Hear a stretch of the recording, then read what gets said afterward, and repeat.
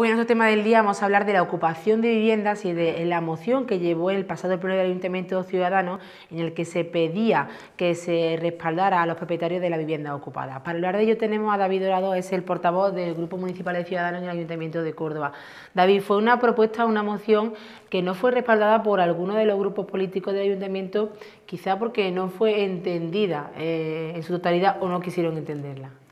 Hola Rocío, más bien yo diría que no quisieron entenderla, porque lo expliqué muy claramente y lo repetí muchas veces. La pena es que utilizaron a personas que están sufriendo el problema de emergencia habitacional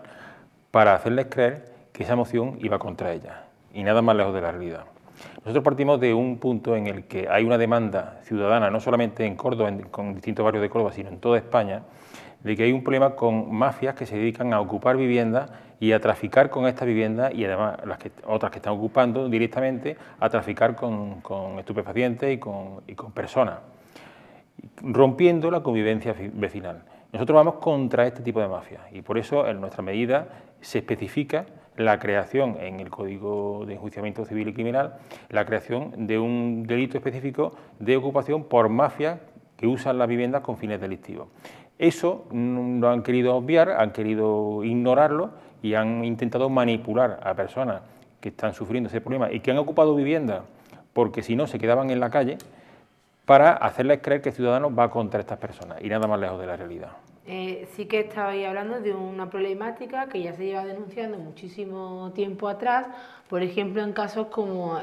los vecinos de Huerta de la Reina, que han denunciado en varias ocasiones que hay mafia organizada en ese mismo barrio en el que bueno, no solo se ocupan viviendas por necesidades, sino que también se hace algunos negocios no legales en ese tipo de viviendas. Claro, al fin y al cabo es una demanda de vecinos de Córdoba, ya no solamente de los propietarios de la vivienda ocupada, sino de los vecinos que están viendo como en la puerta de su casa están traficando con drogas o hay pisos que se dedican a la prostitución donde están viviendo sus hijos y su familia. Contra eso, contra lo que nosotros estamos luchando. Y insisto, se han dedicado a hacer creer a la opinión pública o a la poca gente que han podido convencer de eso, porque en el momento que nos escucharon comprendieron que no íbamos contra eso y se les desmoronó su planteamiento, que nosotros trataban de hacer creer que nosotros estamos yendo contra personas, contra todo lo ocupa, que lo estamos metiendo a todos en el mismo saco, y no es así. Estamos hablando que en Córdoba, como hemos podido ver a través de titulares de los medios de comunicación, este fin de semana se ocupan alrededor de hay denuncias, entre 10 y 11 denuncias diarias sobre la ocupación de viviendas. El problema de la vivienda sigue siendo una situación crítica en Córdoba, sobre todo por la necesidad de esa vivienda pública. Ese es otro meollo de la cuestión, porque se están dedicando a criticar este tipo de iniciativas que no tienen ningún tipo de ideología política, sino que son demandas vecinales y demandas de un problema que está acuciando a la sociedad, pero tampoco resuelven el problema de emergencia habitacional. Te voy a poner un ejemplo. En el año 2017, Vincorsa realojó a 72 familias en Córdoba, de forma legal, por supuesto,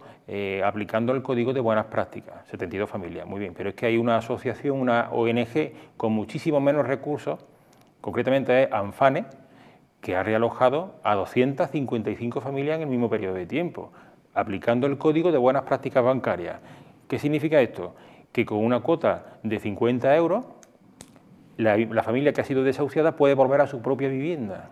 aunque sea la titularidad del banco o creando un periodo de carencia que ni siquiera llegan a perder la titularidad de la vivienda. Pero esas son fórmulas que dan solución a esto. Y Vincorsa, con muchísimos más recursos, no ha trabajado lo suficiente. Se dedican a hacer política, a hacer